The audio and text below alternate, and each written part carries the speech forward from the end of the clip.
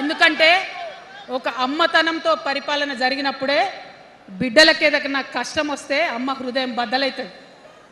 అటువంటి దుఃఖంతో పరిపాలన జరిగినప్పుడే, అటువంటి సంవేదనతో పరిపాలన జరిగినప్పుడే, అటువంటి ఆర్తితో పరిపాలన జరిగినప్పుడే రాష్ట్రం ముందుకు పోతుంది, రాష్ట్రంలో ఉన్న ప్రజల కష్టాలు తీరుతాయి. ఇవాళ ఎన్నిసార్లు ఎన్ని రకాలుగా ఆలోచన చేసినా మన తెలంగాణ రాష్ట్రంలో అనేక రోజుల నుంచి, అనేక సంవత్సరాల నుంచి ఒక భూస్వామ్య వ్యవస్థ నడిచింది. మనకు తెలుసు, అనేక రకాల పోరాటాలు వచ్చినాయి. సమానత్వం కోసం ప్రయత్నం చేసినాం, పోరాడుతూనే ఉన్నాం. అది రైతాంగ సాయుధ పోరాటం కావచ్చు, ముల్కీ ఉద్యమం 1952 కావచ్చు, 1969లో తెలంగాణ ఉద్యమం కావచ్చు, తర్వాత వచ్చినటువంటి నక్సలైట్ ఉద్యమం కావచ్చు, అనేక సామాజిక ఉద్యమాలు, ఎందరో మంది మహానుభావులు, ప్రొఫెసర్ జయశంకర్ గారి దగ్గర నుంచి మొదలు పెడితే చాక లైలమ్మ గారు, దొడ్డి కొమరయ్య గారు, ఆరుట్ల కమలాదేవి గారు, రావి నారాయణ రెడ్డి గారు, సురవరం ప్రతాప్ రెడ్డి గారు, దాశరథి గారు, కాళోజీ గారు, నక్సలైట్ ఉద్యమంలో గద్దరన్న గారు, గణపతి గారు, మారోజు వీరన్న గారు, సాంబశివుడు గారు, ఇట్లా అనేక మంది పోరాటం చేస్తే అంతో ఇంతో సమానత్వం ఇప్పుడు వచ్చింది. మలిదశ తెలంగాణ ఉద్యమంలో కేసీఆర్ గారు, అట్లానే ప్రాణాలు ఇచ్చినటువంటి ఇషాన్ రెడ్డి గారు, యాదయ్య కావచ్చు, సువర్ణ కావచ్చు, అనేక మంది కొట్లాడితేనే ఇవాళ తెలంగాణ రాష్ట్రం వచ్చింది. వీరికన్నా ముందు మరి మీ అందరికీ తెలుసు, సమ్మక్క సారలమ్మ దగ్గర నుంచి మన దగ్గర సామాజిక ఉద్యమాలు నడిచినాయి. కొమరం భీమ్ కావచ్చు, సమ్మక్క సారయ్య కావచ్చు, సారలమ్మ కావచ్చు, షోయబుల్లా ఖాన్ కావచ్చు, మగ్దూ మొయ్యుద్దీన్ కావచ్చు, ఇట్లా అనేక మంది కొట్లాడితే కొంచెం సమానత్వం వచ్చింది. కొండా లక్ష్మణ్ బాపూజీ గారిని తలుసుకోవాలి, పండుగ సాయనని తలుసుకోవాలి, సర్వాయి సర్దార్ పాపన్న గౌడ్ని తలుసుకోవాలి. ఇట్లా అనేక మంది కొట్లాడింది. పంతు నాయక్ గారు ఉన్నారు, మరి ఇట్లా ఆదివాసీ వీరులు అనేక మంది ఉన్నారు. బియ్యాల జనార్దన్ రావు ఉన్నారు, ఆదివాసీల కోసం కొట్లాడినటువంటి బిడ్డ. వీరందరినీ కూడా వారి స్ఫూర్తిని తీసుకుంటాం. రాజ్యాంగబద్ధంగా రాజకీయ శక్తితోని పోరాటాలు మిళితం చేసి, ప్రజా పోరాటాలు మిళితం చేసి మనం కలలుగానేటటువంటి సామాజిక న్యాయ తెలంగాణను సాధిస్తామని మళ్ళొకసారి సగర్వంగా ప్రకటన చేస్తూ ఉన్నాం. మరి వాళ్ళ తెలంగాణ రాష్ట్ర సేన మీ ముందుకొచ్చిందంటే ఉట్టిగానే రాలే. తెలంగాణలో ఏం జరుగుతుందో ఒకసారి తెలుసుకోవాలి, మనం ఆలోచన చేసుకోవాలి, అర్థం చేసుకోవాలి. ఎన్ని పార్టీలు ఉన్నాయి? 3 పార్టీలు ఉన్నాయి. భారతీయ జనతా పార్టీని తీసుకుందాం. ఆ బీజేపీ అనే పార్టీకి అసలు తెలంగాణ ఏర్పాటే ఇష్టం లేదు, తెలంగాణ ఏర్పాటు అవడమే ఇష్టం లేదు. అందుకే వాళ్ళ అగ్రనాయకత్వం అంతా కూడా ఏం మాట్లాడతారు? తల్లిని చంపినరు, పిల్లని బతికించారని ఒకలంటారు, ఇంకొకరు ఏమంటారు? నిన్ననే ఒక తలకాయ లేని ఎంపీ, మెడకాయ మీద తలకాయనే లేదు ఆయనకు, ఏమన్నాడు ఆ ఎంపీ? ఇండియా పాకిస్తాన్ విడదీసినట్టట, ఆంధ్ర తెలంగాణను విడదీసిరట. మరి వాళ్ళ అగ్రనాయకత్వం ఇన్ని మాటలు అంటుంటే మన ప్రాంతంలో ఉన్నటువంటి భారతీయ జనతా పార్టీ బానిస ఎంపీలు ఎవరైతే ఉన్నారో ఒక్క మాట కూడా వాళ్ళు మాట్లాడరు. ఫెడరల్ స్ఫూర్తికి విరుద్ధంగా రాష్ట్రం ఏర్పాటు అయిన తర్వాత 7 మండలాలు మనకి గుంజుకుంటే పార్లమెంట్లో పల్లీకులు ఇస్తారు, కానీ ఆ ఎంపీలు ఒక్క మాట కూడా మాట్లాడరు. మనకి 8 రూపాయలు ఇవ్వకపోతే ఆ ఎంపీలు ఒక్క మాట మాట్లాడరు. విభజన హామీలు ఇవ్వకపోతే ఆ బీజేపీ బానిస ఎంపీలు ఒక్క మాట కూడా మాట్లాడరు. అంతేకాకుండా సామాజిక న్యాయం అనేటటువంటి ఒక కాన్సెప్ట్కే బద్ద వ్యతిరేకి భారతీయ జనతా పార్టీ. అందుకే ఏం చేస్తున్నారు? మహిళా బిల్ అయితే మోసం, 2 సార్లు పాస్ చేసిరు, దాన్ని మొత్తానికే పక్కన పెట్టేసిండ్రు. బీసీ బిల్లు ఇక్కడికి వెళ్ళి పంపిస్తే దాన్ని తొక్కిపెట్టిండ్రు. కులగణన వేస్తామన్నారు, దాన్ని తొక్కిపెట్టిండ్రు. అత్యంత పేదవాళ్లకు సమాజంలో 2 బుక్కల అన్నం పెట్టేటటువంటి ఉపాధి హామీ పథకం ఉంటే కూడా దాన్ని కూడా మొత్తానికి బంద్ చేసి పెట్టిండ్రు. అయినా కూడా ఈ బీజేపీ బానిస ఎంపీలు ఒక్క మాట కూడా మాట్లాడరు, కనీసం పెదవులు తెరవరు. నేను ఇవాళ బీజేపీ ఎంపీలను డిమాండ్ చేస్తున్నా, సవాల్ చేస్తా ఉన్నా, మీరు తెలంగాణ తల్లి బిడ్డలైతే కనీసం భద్రాచలం దగ్గర ఒక 5 గ్రామాలు ఉన్నాయా, ఆంధ్రాలకు పోయినాయి, అవి పోతే మన రాముడి గుడి మునిగిపోతుంది. పోలవరం నిండితే భద్రాచలం మొత్తం కూడా నీళ్ళు వచ్చేటటువంటి పరిస్థితి ఉన్నది. మీకేమన్నా సిగ్గు ఎగ్గు ఉంటే తెలంగాణ తల్లి బిడ్డలైతే 8 మంది బీజేపీ తెలంగాణ ఎంపీలను ఛాలెంజ్ చేసి అడుగుతా ఉన్నా, ఆ 5 గ్రామాలను మీరు వాపస్ తెలంగాణకు పట్టుకరండి. మేం మాట్లాడినాం, జాగృతి నుండి మాట్లాడినాం, ఆంధ్ర వారికి లేఖ రాసినాం, కేంద్రానికి లేఖ రాసినాం. మరి మీరేం చేస్తున్నారయ్యా? రాముడి గుడి ఇక్కడ భద్రాచలం రాముడు కాదా? ఆయన గుడి మునిగిపోయినా మీరు మాట్లాడరా? నేను సవాల్ చేస్తా ఉన్నా భారతీయ జనతా పార్టీ ఎంపీలకు, ఖచ్చితంగా మీరు 5 గ్రామాలను తెలంగాణకు తీసుకురావాలి. ఇక బీఆర్ఎస్ పార్టీ ఉంది, ఇంకో పార్టీ. ఏముంది ఆ పార్టీలో? మొట్టమొదటి ప్రభుత్వం వచ్చింది, తొట్టతల్లి ముఖ్యమంత్రి గారు అయినరు. మంచి సాలు తీయాల్సి ఉండే, అది సామాజిక న్యాయానికి కావచ్చు, ఒక ప్రణాళిక కావచ్చు. 3 ముఖ్యమైన అంశాలతో తెలంగాణ తెచ్చుకున్నాం: నీళ్లు, నిధులు, నియామకాలు. ఏం చేసింది బీఆర్ఎస్ పార్టీ? నీళ్ల కోసం 10 సంవత్సరాలలో 1,89,000 కోట్ల రూపాయలు ఖర్చు పెట్టింది. 1,89,000 కోట్ల రూపాయలు ఖర్చు పెట్టి ఎన్ని ఎకరాలకు నీళ్ళు ఇచ్చిందంటే 14 లక్షల ఎకరాలకు నీళ్ళు ఇచ్చింది. అందులో 2 పెద్ద ప్రాజెక్టులు, ఒకటి పాలమూరు, ఇంకోటి కాళేశ్వరం. ఆ రెండిటికి కలిపి 1,21,000 రూపాయలు ఖర్చు పెట్టింది. ఎన్నిటికి నీళ్ళు ఇచ్చిరాయా? ఎన్ని ఎకరాలకంటే 1,00,000 ఎకరాలకు నీళ్ళు ఇచ్చింది. ఈ మాట బాధతో చెప్తున్నా. నేను కూడా బీఆర్ఎస్ అప్పుడున్న టీఆర్ఎస్కి నేను కూడా నా రక్తాన్ని, నా చెమటని, నా సమయాన్ని కుటుంబంతో, పిల్లలతో గడపాల్సిన టైంలో టీఆర్ఎస్ పార్టీ బలోపేతానికి పనిచేసిన వ్యక్తినే నేను కూడా. ఆనాటి కేసీఆర్ వేరు, ఇప్పటి కేసీఆర్ వేరు. ఆనాటి కేసీఆర్కి తెలంగాణలో చేనేత కార్మికులు చచ్చిపోతుంటే భిక్షాటన చేసిన కేసీఆర్ ఆనాటి కేసీఆర్. ఇయాలటి కేసీఆర్ మారిన మనిషి, మనిషి, మన మనిషి కాదు. ఏమైంది ఇయాలటి కేసీఆర్కి? హైడ్రాల ఇల్లు కూలిపోతుంటే అరుస్తున్నారు, అన్నా ఎక్కడున్నావు రా? వచ్చిండ్రా? రాలే. వెలుగుమట్ల ఇల్లు కూలితే వచ్చిండ్రా? రైతులకు వర్ష బీభత్సమై మొత్తం పొలాలు మునిగిపోతే వచ్చిండ్రా? చేవెళ్ళ దగ్గర బస్ యాక్సిడెంట్ అయితే వచ్చిండ్రా? ఎక్కడ చిన్న కష్టం వచ్చినా ప్రజలకు ఆ సారు రారు, ఆ సారు రారు. ఎందుకంటే ఆయన మారిన మనిషి, మనిషి, గుంటనెక్కల తోడేళ్ల చేతిలో ఖైదీ అయినటువంటి మనిషి, మన మనిషి కాదు. బాధతో, దుఃఖంతో, ఆవేదనతో చెప్తున్న మాట, సంతోషంతో చెప్తలేని ఈ మాట నేను. అట్లాంటి కేసీఆర్ ఎట్లా ఉండే ఒకప్పుడు? అదే ఆర్డీఎస్ అంతా పాదయాత్ర చేసి నా తెలంగాణకు నీళ్లు కావాలని అడిగినారు. ఇవాళ మరి 10 ఏళ్ళ అధికారం ఉంటే పాలమూరు రంగారెడ్డి ప్రాజెక్టు కోసం 10 ఏళ్లలో ముందుకు పోతలేదంటే, ఎవరన్నా తెలంగాణ పట్ల ప్రేమ ఉంటే, పాలమూరు పట్ల ప్రేమ ఉంటే, కృష్ణా నీళ్లు వాడుకోవాలంటే మన కేసీఆర్ అయ్యుంటే ఆ పాలమూరు రంగారెడ్డి ప్రాజెక్ట్ కాడ కూర్చేసుకొని అది కట్టిస్తుండే. ఏం చేసినారు మారిన కేసీఆర్ గారు? పంజాబ్కి పోయినరు, గుజరాత్కి పోయినరు, బీహార్కి పోయినరు. మేము మొత్తం రాష్ట్రంలో పీక్ కట్టలు కట్టం, నేషనల్ పార్టీ పెడతామని పోయినరు తప్పితే తెలంగాణ ప్రజలను పట్టించుకోలేదు. పట్టించుకుని ఉంటే, కేంద్రంతో గొడవ పెట్టుకోకుండా ఉంటే ఇవాళ పాలమూరు రంగారెడ్డి పారకపోతుండేనా? నేను అడుగుతా ఉన్నా స్ట్రేట్గా. ఇన్ని రోజులు నేను ఎన్ని మాటలు మాట్లాడినా బీఆర్ఎస్ పార్టీ నాయకులు ఒక్కరు కూడా బయటకు వస్తలేరు, సమాధానం చెప్తలేరు. దీనికి మీరు సమాధానం చెప్పకపోతే ప్రజలే మిమ్మల్ని బయటకు లాగి సమాధానం చెప్పేటట్టు చేస్తారని కూడా ఈ సందర్భంగా నేను తెలియజేస్తా ఉన్నా. ఒకటే మాట అడుగుతున్నా, మన కేసీఆర్ అయి ఉంటే ఆనాడు తెలంగాణ బిడ్డలు కష్టపడితే బయటకు వచ్చి నా బిడ్డలకు ఇబ్బంది అవుతుందని కొట్లాడిన వ్యక్తి, సింగరేణి గనిలో ఒక కార్మికుడు చనిపోతే అక్కడి దాకా పోయి చూసి వచ్చినటువంటి వ్యక్తి. మరి తెలంగాణ వచ్చినాక ఏమైందా ప్రేమ? అధికారం ముందు మమకారం తగ్గిపోయిందా? ఏం జరిగిందని నేను అడుగుతా ఉన్నా. ఎందుకు ఈ మాట చెప్తా ఉన్నా అంటే, ప్రేమ నాకు కూడా ఉంది. నాకు తండ్రి కావచ్చు, అది వేరే విషయం. కానీ ఒక రాజకీయ నాయకుడిగా వారు ఈ మధ్య రాజకీయ పరిణితి కోల్పోయి మాట్లాడుతూ ఉన్నారు. కేటీఆర్ గారు మాట్లాడిందంటే ఓకే అనుకోవచ్చు, ఆయనకు పెద్దగా తెలియదు పాపం. కానీ కేసీఆర్ గారు అనే మాట ఏంటంటే, ప్రజలు తప్పు చేసిండ్రు. ఓకే, ఒక సెకండ్ నేను ఒప్పుకొని దాన్ని, ఒక సెకండ్ అనుకుందాం. ప్రజలు తప్పు చేస్తే నేను ఒక తల్లిగా అడుగుతున్నా, నేను నా కొడుకో మాట చెప్తా, వాడు వినలేదనుకో, కింద పడ్డాడు అనుకో, ఇడిచిపెడతానా? దగ్గర తీసుకొని మంది అనా? ఓకే, ప్రజలు తప్పు చేసిర్రు అనుకోండి, మీకు అధికారం ఇవ్వలేదు అనుకోండి, ఒక కర్కోటకుడి పాలన నడుస్తుంది అలా తెలంగాణలో.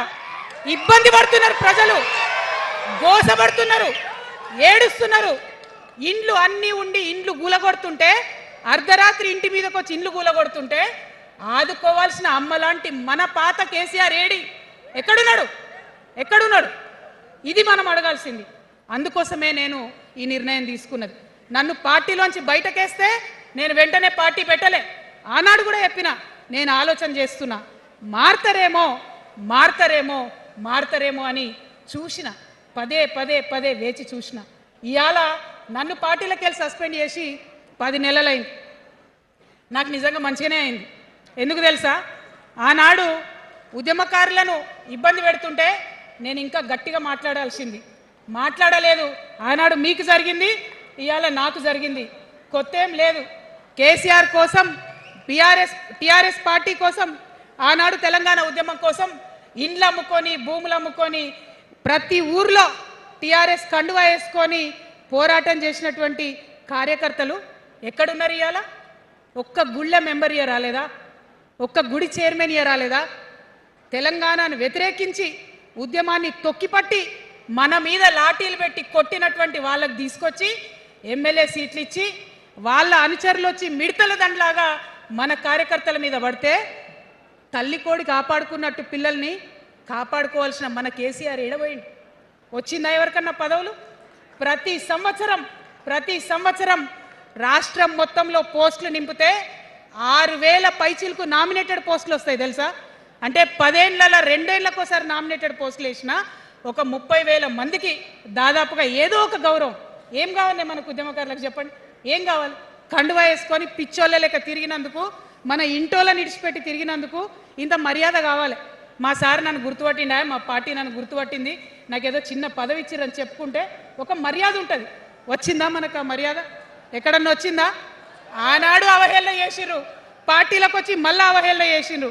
అంటే ఎప్పుడైతే అధికారం వచ్చిందో అప్పుడు అమ్మతనం పోయింది, ఎప్పుడైతే అధికారం వచ్చిందో అప్పుడు మమకారం పోయింది.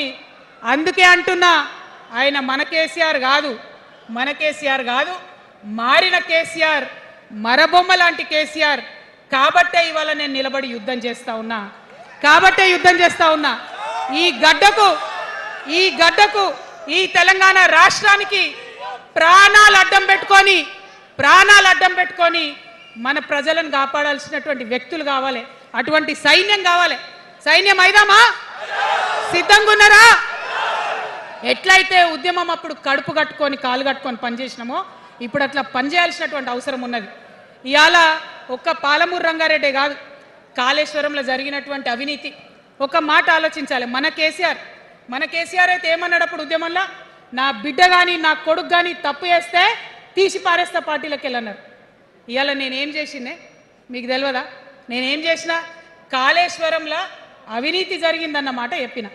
అంటే అవినీతి జరిగిందని చెప్పిన నన్ను బయటేసి అవినీతి చేసిన పందికొక్కుల్ని పక్కన కూర్చోబెట్టుకున్నారు చూడు. అది మన కేసీఆర్ కాదు. ఆత్మలేని మరబొమ్మ ఇప్పుడున్న కేసీఆర్. మన కేసీఆర్ కాదు. మన కేసీఆర్ అయితే కళ్ళెత్తి చూసే ధైర్యం ఉండకుంటుండే, కాళ్ళు మొక్కేటటువంటి తత్వం ఉంటుండే. ఇవాళ అది మన కేసీఆర్ కాదు. కాబట్టే ఎదురుగా నిలబడి కొట్లాడతా. నాతో కలిసి వస్తారా? సిద్ధమేనా? ఇవాళ బీఆర్ఎస్ పార్టీ చేస్తున్నటువంటి అనేక తప్పులు, అనేక అంశాలు ఉన్నాయి. ఒకటి కాదు, రెండు కాదు. ఇది ప్రారంభం మాత్రమే. మొదలు పెట్టినాం, జస్ట్ ఇల్లలికినాం.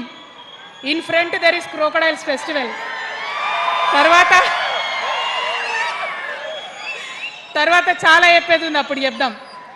ఇప్పుడు ఏం జరుగుతుంది ఈ రాష్ట్రంలో? ఒక కర్కోటకుడు ఆయన పరిపాలన జరుగుతుంది. బాధ అనిపిస్తుంది ఒక పొలిటికల్ లీడర్ని కర్కోటకుడు అనాలంటే. కానీ అనక తప్పని పరిస్థితి.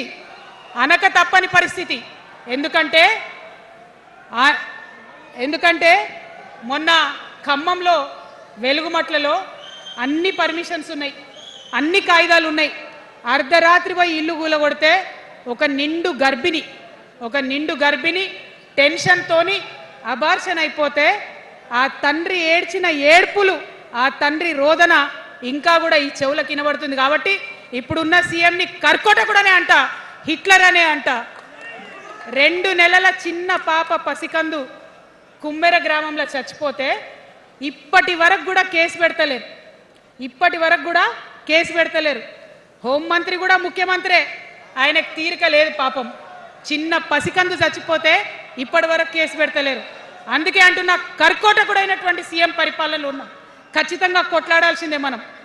మనం ఏదైతే గురుకులాలు ఉన్నాయో వాటిలో విషం పెట్టి పిల్లల్ని చంపుతా ఉన్నారు. అయినా సరే విద్యాశాఖ మంత్రిగా ఉన్న సీఎం మాట్లాడతలేడు. అందుకే కర్కోటకుడు అంటా ఉన్నాం, అందుకే హిట్లర్ అంటా ఉన్నాం. కర్ల రాజేష్ అనేటటువంటి దళిత యువకుడు కస్టడీలో చచ్చిపోతే ఇప్పటి వరకు కూడా దానికి బాధ్యులైన పోలీసులను ఏం చర్యలు తీసుకోలేదు వాళ్ళ మీద. అందుకే కర్కోటకుడు అంటా ఉన్నాం, అందుకే హిట్లర్ అంటా ఉన్నాం. పిడికిలి బిగించి ఇప్పుడున్నటువంటి రాక్షస కాంగ్రెస్ పైన ఖచ్చితంగా కొట్లాడతాం, అందరికన్నా ఎక్కువ కొట్లాడతాం. ఇప్పుడు మనమే ప్రధాన ప్రతిపక్షం అవుతాం. 2 ఏళ్ల తర్వాత మనమే అధికార పక్షం అవుతాం.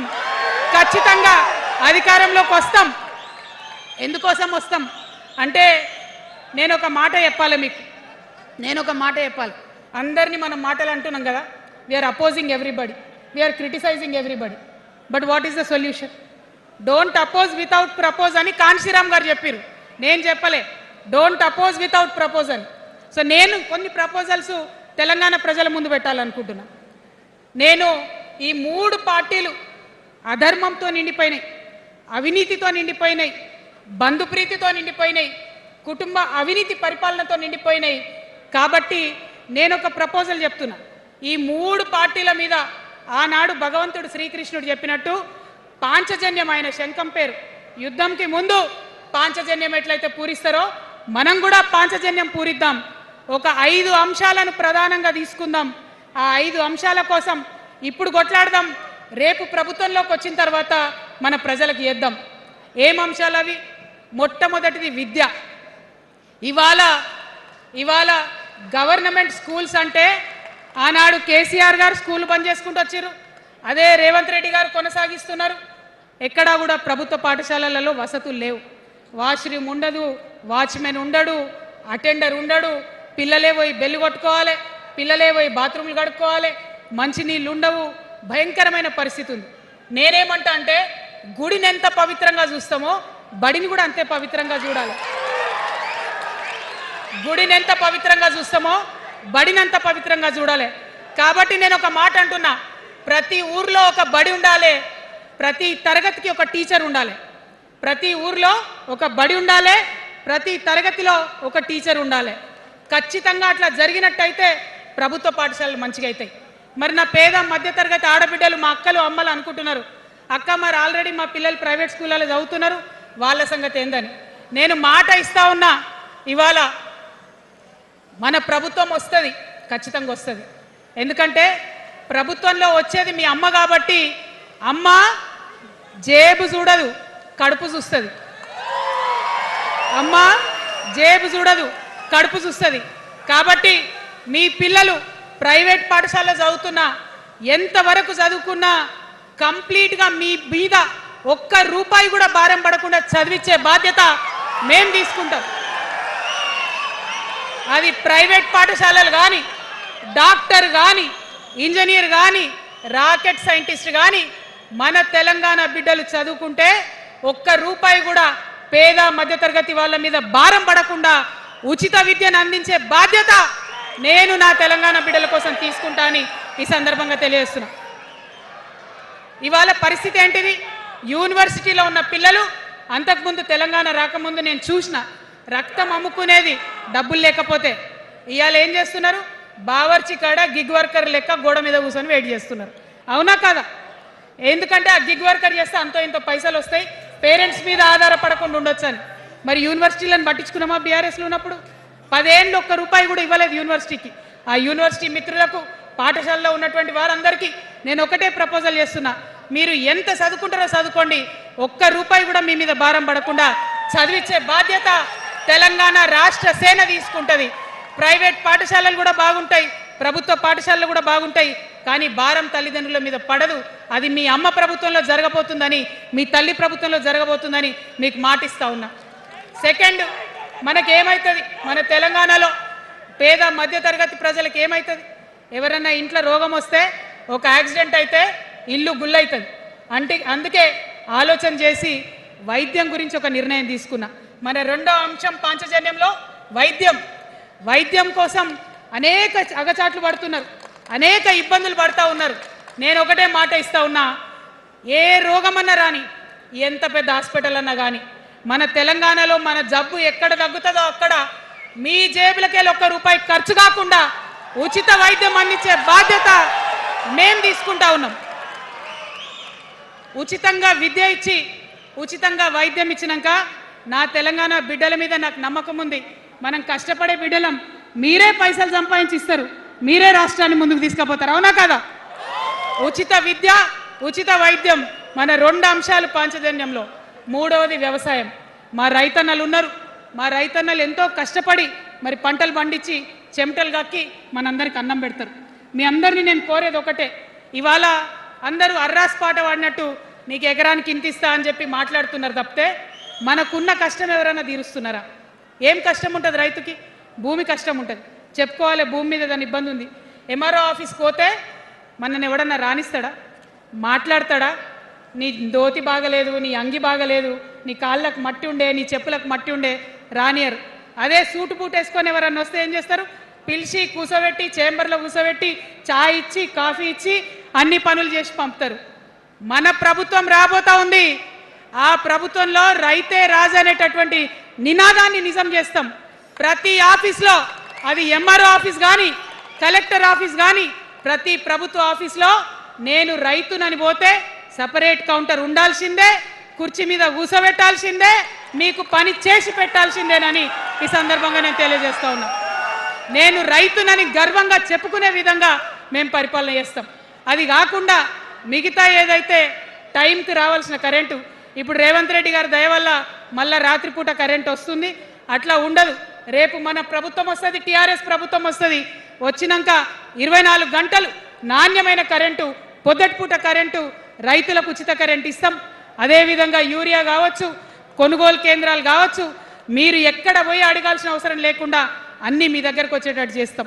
మరి అనేక అంశాలు ఉన్నాయి రైతుల గురించి మాట్లాడేటి. ఇప్పుడు ఎంత గోసపడుతున్నారో తెలుసు. ఒక్కొక్కటి మాట్లాడుకుంటూ వెళ్దాం. రైతుని రాజుని చేసేది నినాదంగా ఉండే దాన్ని నిజం చేస్తామని మాత్రం మీ చెల్లెగా, సోదరిగా నేను మీకు మాట ఇస్తా ఉన్నాను. ఇక 4వ అంశం ఉపాధి. మనకి ఇక్కడ చాలా యూత్ ఉన్నారు. మిమ్మల్ని అందరూ నేను ఒక మాట చెప్తా ఉన్నా, ఒక మాట అడుగుతా ఉన్నా.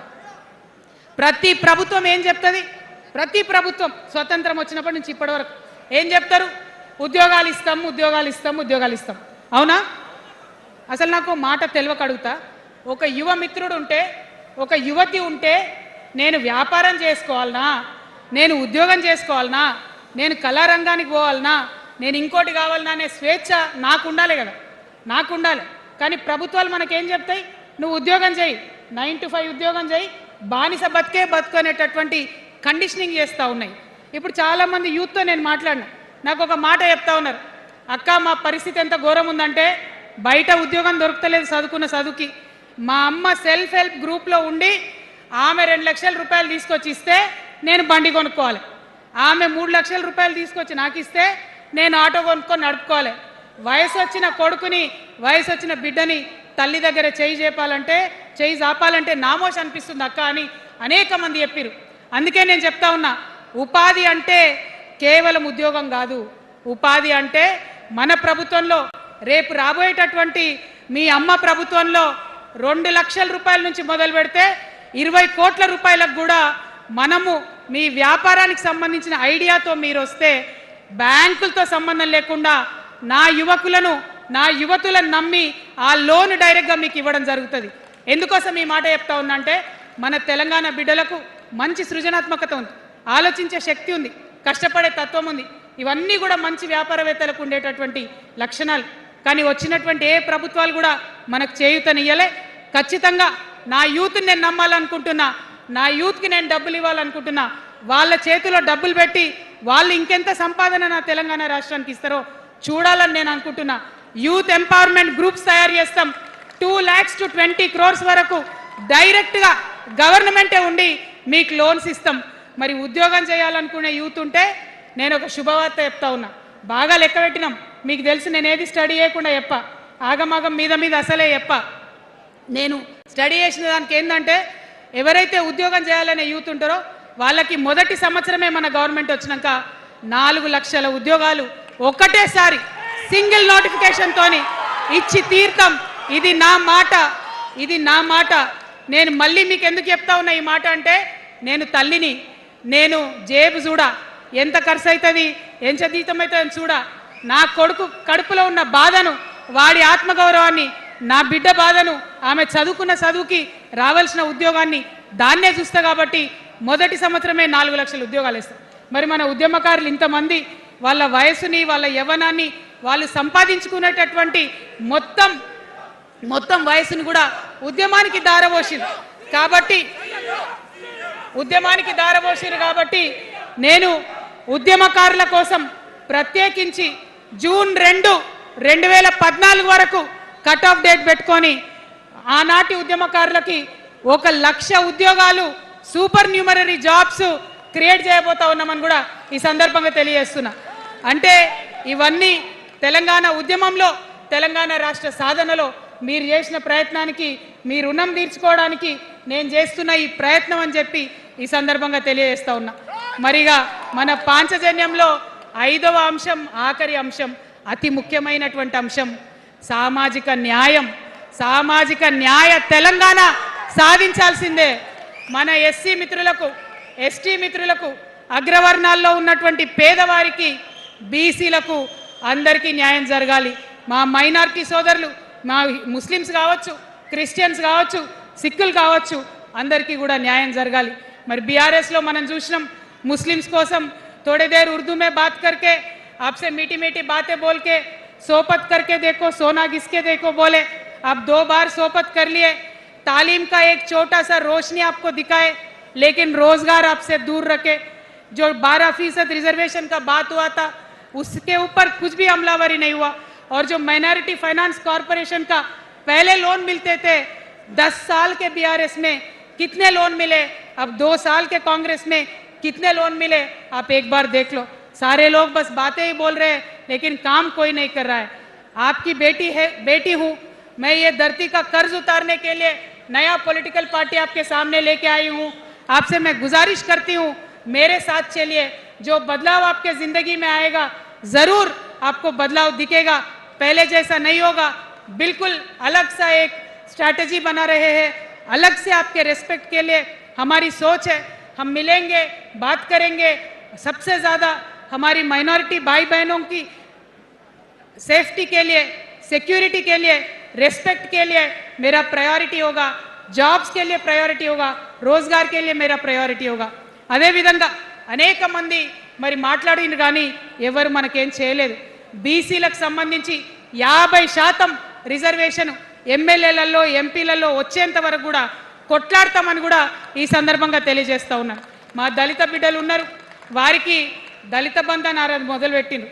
నేను అన్నది ఎందుకంటే మన కేసీఆర్ కాదని, మన కేసీఆర్ అయి ఉంటే ఏమీ లేకున్నా కూడా దళితులు బాగుండాలని ఆలోచించేది. కానీ దళిత బంధు పెట్టిందే ఆనాడు ఉప ఎన్నిక కోసం. ఒక్క ఉప ఎన్నిక గెలవడానికి పెట్టిన పథకం తప్పితే నిజాయితీగా చేయాలని పెట్టిన పథకం కాదు. అందుకే ఆ నియోజకవర్గంలో కూడా ఇంతవరకు సంపూర్ణంగా దళిత బంధు రాలేదు. రేపటి తెలంగాణలో, రేపటి టీఆర్ఎస్ పరిపాలనలో ఖచ్చితంగా దళితులకు పెద్దపీట వేస్తాం, న్యాయం చేస్తాం. ఇప్పుడున్నటువంటి రాజకీయ అవకాశాల కన్నా మంచి అవకాశాలు ఇస్తాం. మా ఎస్టీ సోదరులు ఉన్నారు, మా లంబాడాలు ఉన్నారు, ఆదివాసీలు ఉన్నారు, వారిని ప్రత్యేకంగా పేరు పేరున సపరేట్గా కార్పొరేషన్స్ పెడతాం. ప్రతి ఆదివాసీ బిడ్డకు ఫైనాన్స్ అందేటట్టు చేస్తాం, గౌరవం అందేటట్టు చేస్తాం. మన భాష ఏదైతే ఉందో కోయత్తూరు భాషను కూడా కాన్స్టిట్యూషనల్లో రికగ్నైజ్డ్ లాంగ్వేజ్గా చేర్చడానికి కూడా మా వంతు ప్రయత్నం చేస్తామని తెలియజేస్తా ఉన్నాను. మరి వైద్యం ఇవ్వడం సామాజిక న్యాయం, అందరికీ చదువు ఇవ్వడం సామాజిక న్యాయం, అందరికీ సొంత ఇల్లు ఇవ్వడం సామాజిక న్యాయం. పేదవాడు ఎవడైనా సరే, అగ్రకులమైనా సరే, చిన్న కులమైనా సరే, చిన్న కులంగా చెప్పే కులాలైనా సరే, అందరికీ న్యాయం ఇవ్వడమే సామాజిక న్యాయం. కాబట్టి అది 5వ అత్యంత ప్రధాన అంశంగా పెట్టుకొని సామాజిక న్యాయ తెలంగాణ సాధించడానికి ముందుకెళ్తాం. ఫైనల్గా నేను ఒకటే మాట చెప్తా ఉన్నాను, టీఆర్ఎస్ పార్టీ రేపటి నాడు మీ దగ్గరకు వస్తుంది.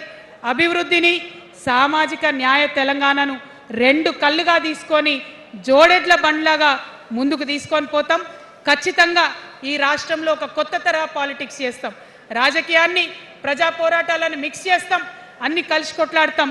తొందరలోనే మరి ఎంపీటీసీ జెడ్పీటీసీ ఎన్నికలు ఉన్నాయి. తొందరలోనే మరి జిహెచ్ఎంసీ ఎన్నికలు కూడా ఉంటాయి. అన్నిట్లో కూడా పరిపూర్ణంగా సిద్ధంగా ఉంటాం. అన్ని చోట్ల కూడా పోటీ చేస్తాం. మరి అమరవీరులు ఎవరైతే తెలంగాణ రాష్ట్ర సాధన కోసం ప్రాణాలు అర్పించిండ్రో వారికి ప్రత్యేకమైనటువంటి గౌరవం ఇస్తాం. ఏదైతే అందరూ అమరవీరుల కుటుంబాలకు న్యాయం జరగలేదో, నేను తెలంగాణ జాగృతి జనం బాట అప్పుడే చెప్పిన, ప్రతి ఒక్క అమరవీరుల కుటుంబానికి మా ప్రభుత్వం వచ్చినాక ప్రతి ఒక్క కుటుంబానికి ₹1 కోటి ఇచ్చి ఆదుకుంటాం. ఖచ్చితంగా వాళ్ళని కడుపులో పెట్టి చూసుకుంటామని చెప్పి నేను తెలియజేస్తా ఉన్నాను. మరి అందరికన్నా ఎక్కువ మా ఆడబిడ్డలంటే నాకు ప్రాణం. మా ఆడబిడ్డల కోసం ప్రత్యేకంగా నేను ఒకటే మాట చెప్తున్నా, మనం ఎక్కడ ఉన్నా ఏ వయసులో ఉన్నా మనకు భయం అవుతుంటుంది. ఎక్కడికన్నా పోవాలంటే మన భద్రత మీద మనకు ఆలోచన ఉంటుంది. ఖచ్చితంగా రేపటి మన తెలంగాణలో మన ఆడబిడ్డల భద్రత ప్రధానమైన అంశంగా తీసుకుంటాం. అదేవిధంగా ఇప్పుడు చదువుకుంటున్నటువంటి ఆడపిల్లలు వారి ఉద్యోగాల మీద ప్రయారిటీగా తీసుకుంటాం. వారి వ్యాపారవేత్తలుగా తీర్చిదిద్దడానికి ఖచ్చితంగా ప్రయత్నం చేస్తాం. ఇప్పుడు సెల్ఫ్ హెల్ప్ గ్రూప్స్లో ఏదైతే వడ్డీ లేని రుణాలు ఇస్తున్నారో అట్లా కాకుండా ప్రాపర్గా గ్రాంట్స్ ఇచ్చేటట్టుగా ప్రయత్నం చేస్తాం. చిరు ఉద్యోగులు, కాంట్రాక్ట్ ఉద్యోగులు ఎవరైతే ఉన్నారో, ఎవరైతే విస్మరించబడ్డారో వారందరినీ కూడా కళ్ళలో పెట్టి కాపాడుకుంటాం. ఇవాళ ప్రారంభం మాత్రమే, అనేక అంశాలు చెప్పుకున్నాం. కానీ ఖచ్చితంగా పాంచజన్య శంఖం పూరిస్తాం. అవతలి వాడు మనవాడైనా సరే, అధర్మం వైపు వాడుంటే వాళ్ళ మీదైనా సరే యుద్ధం చేయడానికి ఖచ్చితంగా వెనుకడుగు వేయకుండా ముందుకే వెళ్తామని తెలియజేస్తూ, మరి ఈ 3 పార్టీలు కూడా, Congress party single agenda Rahul గాంధీని ప్రధానమంత్రి చేయాలి, BRS party single agenda farm హౌస్లో పెద్దసారి ఉండాలి, చిన్నసారి సీఎం కావాలి, బీజేపీ పార్టీ సింగిల్ ఎజెండా సామాజిక న్యాయాన్ని కథం పట్టియాలి. కాబట్టి 3 పార్టీల మీద కూడా యుద్ధం చేసేది ఉన్నది. అలుపెరగని పోరాటానికి సిద్ధం కావాలని చెప్పి మొత్తం మన జాగృతి సైనికులందరినీ కూడా నేను పిలుపునిస్తా ఉన్నాను.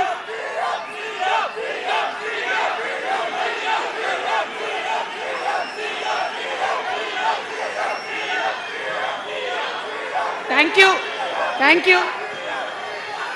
జై తెలంగాణ, జై తెలంగాణ. జోహార్ తెలంగాణ విద్యార్థి అమరవీరులకు, జోహార్ తెలంగాణ విద్యార్థి అమరవీరులకు, జోహార్ తెలంగాణ అమరవీరులకు. జై తెలంగాణ, జై టిఆర్ఎస్, జై టిఆర్ఎస్, జై టిఆర్ఎస్. టిఆర్ఎస్ అంటే జిందాబాద్ అనాలి. TRS, TRS, TRS.